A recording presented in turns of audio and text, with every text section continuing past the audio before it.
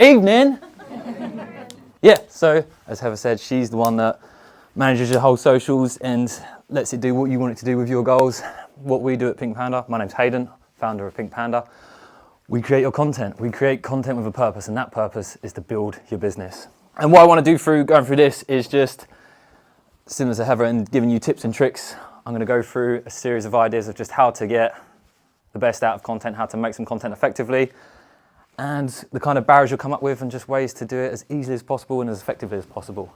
One piece of information about Pink Panda, I started it about 6 months ago, born out of, in my previous company, what I wish existed. And this is me being able to live out my every obsession, my every passion, every day.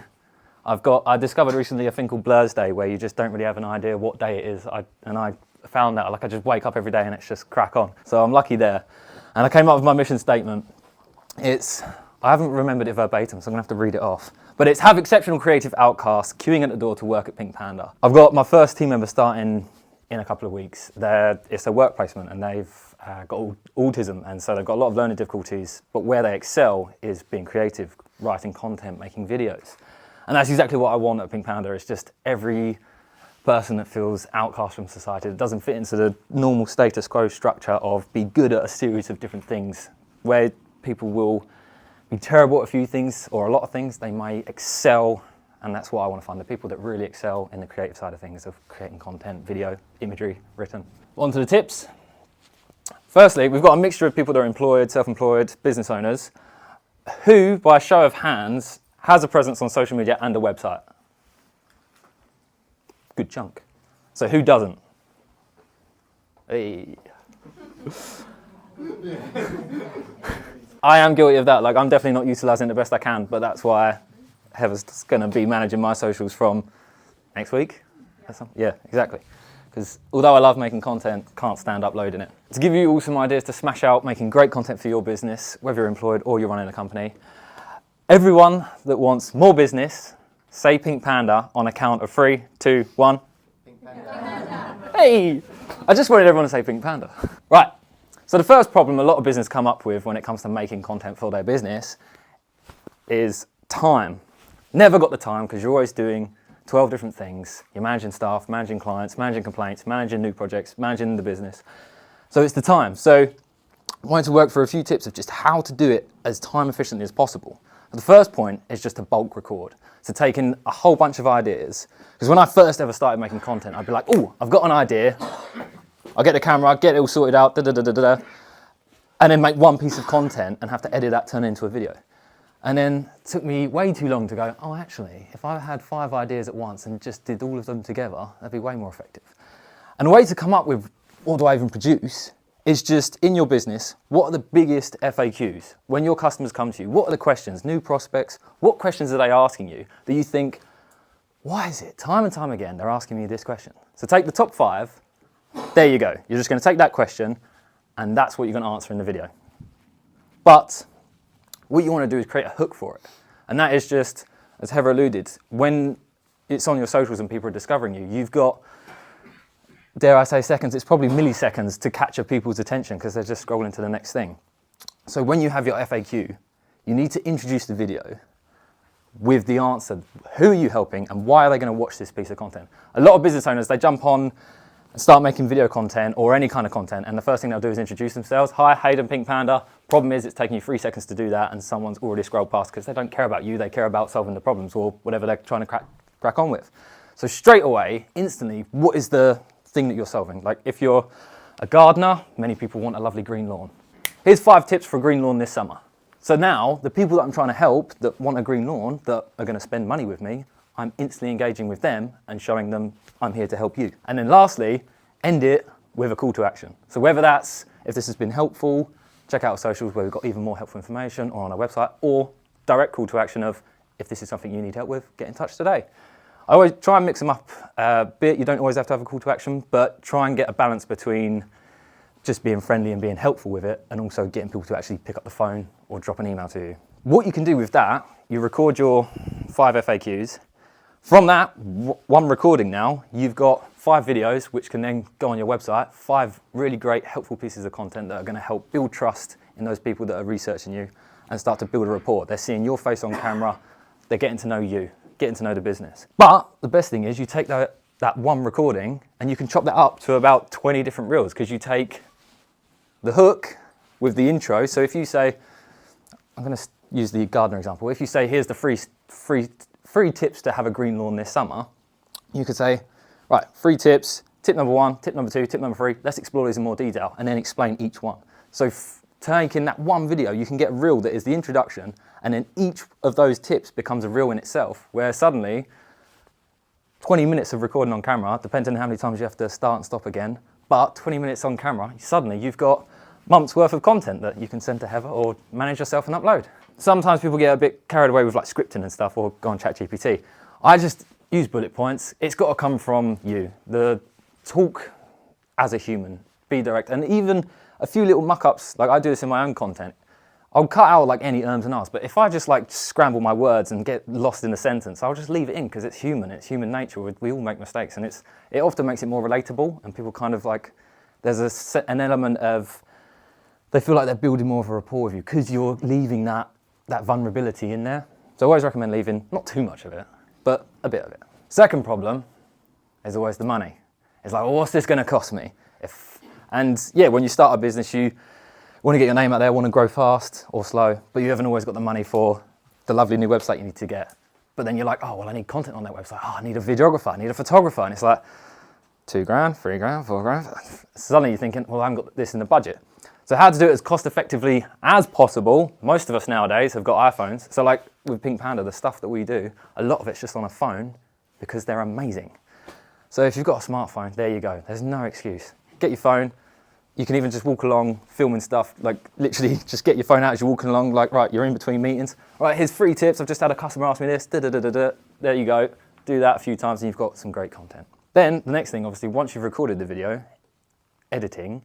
So plenty of free video editing software out there. Even just on your phone, you can upload raw files. Generally, as long as you've got the hook in there and done the hook right, like don't press record, get it all sorted out. Hello, because you've already taken 3 seconds there and you've already lost your audience. But things like iMovie, CapCut's got a free version of it. Like just download them, start playing around, and it's just a case of whenever you've got some time, in between meetings, sitting on the toilet, whatever it is, when you've got 5 minutes, just play around with it, see what you can create. You haven't always got to, like when you're starting out, you haven't got to find thousands of pounds to outsource to other professionals. I say that, but if you have got thousands of pounds, I'm right here. Like just taking those ideas away and action it, you'll have better content than most of your competitors. Like hands down, if you picked out 10 competitors in your area, chances are the content's going to be non-existent, let alone any good. But the reason why that is, because if you've considered the time, considered the money, the third reason often is the inclination of the finding the nerves or finding the confidence, but also finding the like, can I actually be bothered to do this? My recommendation for that is either outsource or, to put it bluntly, just be employed, and then you haven't got to build a business. But it's something that can be hugely valuable to your business if you do conquer the nerves, put yourself on camera. In terms of putting out content, like these are all helpful tips and maybe inspiring some people, maybe giving you some ideas, but fundamentally, why bother? Like, what is the point of all of this? And this is what I discovered. Like, the reason I alluded, Pink Panda was born out of my first company. My first company, I kept referencing gardening, because my first company was a garden company. And what I was really passionate about and excited about was all the branding and the marketing. And that's what I was doing for myself. I was making a lot of content for my business and started to find the value in it. It started off as just like, I was so excited. This was my baby. I wanted to scream and shout. I wanted everybody to know about my company. But when I started making content, thinking, what can I put it on? Oh, I'm just going to answer the questions that people come to me with.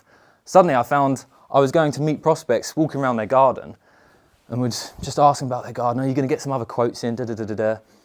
And I started to find more often that people were saying, oh, we were going to get a few quotes in, but to be honest, when we started looking people up and went on the websites and socials, we came across yours, and like, your videos were so helpful, and especially like how to prune your roses. That was so helpful. We love our roses. They're the pride and joy of a garden. Clearly you know what you're talking about. When can you start? And I'm like, what about the other quotes? Are you still getting those in? I'm like, mate, as long as your price is decent, just crack on. But it's because they'd seen these videos and just got to know me, seen the blog articles, and it was just answering their questions. And that's where it occurred to me. I was like, there's actually a lot of value in this. Like putting all this content out, I was just doing it because I wanted to scream and shout about my business, and I was excited about the new polo and the new uniform and the lovely van, and I thought, I'm going to stand in front of the van and make a video. But suddenly, there's my customers going, that's who we want to work with. And then when I was taking on staff and trying to employ people, they were going, oh my God, it's you guys, yeah, you the ones with the bright yellow vans, and you've done this video on that and that video on that. Like, suddenly it was like, had a little micro fan base within the area. And when I started meeting people out and about, they'd be like, oh yeah, I recognize you from the vans. I recognize you from all the stuff you put on social media. And I thought, wow. And then hence why I now have a company that is all about making content, because that's where I saw the real value. That's where my passion was. I hate gardening, can't stand it, but love making content. Just to give you an idea of like 6 takeaways. Firstly, it's attracting your dream clients. Like if you really understand who your dream client is and speak to them, speak on their problems, label their pain, and offer the solutions through your content, you're going to find your dream clients. Your dream staff. Again, like really understand. Many business owners, many business owners. I find it funny, I had this interaction when I had my garden company, when it came to staff and talking to other business owners of staff. We often just had to walk up to each other and just go, staff. And there was just this joint pain. But with the right content, you can find the great people and attract them to you without even having to spend too much time trying to go out and find them. Thirdly, and this is where it really helped me, is it can help you fight against trolls and hate. I had one example of a whole family where they went onto Facebook. They all left negative reviews from one job. There's a long story behind it, but one job that a family was unhappy with, they took the whole family, about 4 different people, all left a 1-star review. They then created fake accounts, left more 1-star reviews, then went onto Facebook groups and started sharing about my garden company, warning people of all this scam. But the thing that really supported me in that and helped me overcome it was the fact of many people that I would speak to, they just kind of would be in disbelief and be like, well, that review was just kind of a few angry words of someone that's clearly got a lot of anger issues. Whereas when we see your business, there's all of this stuff, all this content you're putting out, these really helpful articles, like we just don't believe it. So whereas if I didn't have any of that, I would have been fluffed. Like, who's going to trust me? You see nothing and you just see all these hateful reviews, like you're never going to trust them. But because I had so much content, it was 10 to 1, it helped me get over that. So big help there. Fourth,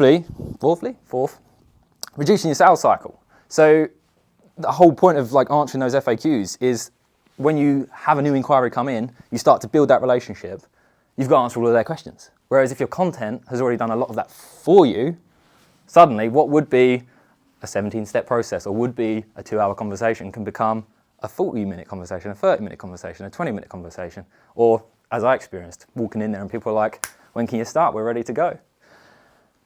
Fifth, trust and rapport kind of builds on from the 4th point. It's the fact of they're getting to know you. It's reducing your sales cycle because people are building that trust. They're building a sense of rapport. They get to know you. They see your face. They hear your voice. They get your personality in what you're actually writing. It's not just bland, monotone text. And then lastly, complex niches. If you've got a business, a bit like Pink Panda, like when I first meet people, the description of like, what's your business? Pink Panda does not describe what we do. Whereas when I had a garden company, I could literally meet someone and go, hi, Hayden, I run a garden company. Ah, I know exactly what you do. Hi, I'm Hayden, I run Pink Panda. No idea, apparently it's something to do in the adult industry, it could be.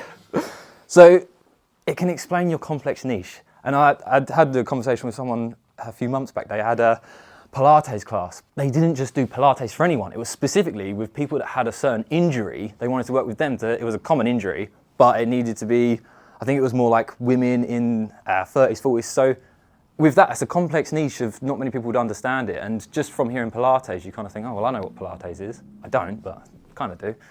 But really, in getting to know her and understanding the business more, I'm like, oh, there's actually quite a niche here that you need to communicate to people. So now it kind of begs the question of tell me you haven't got the time and you haven't got the money. But imagine your digital self. That's the whole point, is for your business, the company you work at, it's having the business owner, the marketing, whoever it is in marketing, themselves 24/7 out, showcasing the value, communicating to the right audience, attracting the right people. Week after week, month after month, year after year, building up Heather's bank balance.